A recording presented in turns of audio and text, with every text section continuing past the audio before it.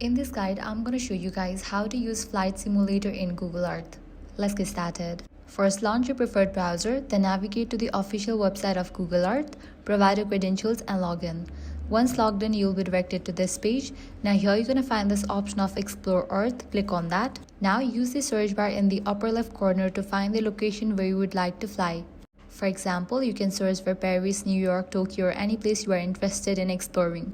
After selecting the location, Google Earth will automatically take you there. Before starting the flight simulator, adjust your starting altitude by zooming in or out. If you want to fly closer to the ground for a more immersive experience, simply zoom in until you are happy with the view. Once you are ready, open the Tools menu, then select the option Flight Simulator to begin your virtual flight. After the simulator starts, you'll be flying over your chosen location. The controls are intentionally simple.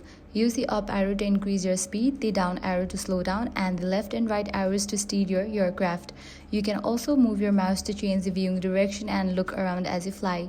It may take a few minutes to get comfortable with the controls, but once you do, it's a fun way to explore famous landmarks and cities from a completely different perspective.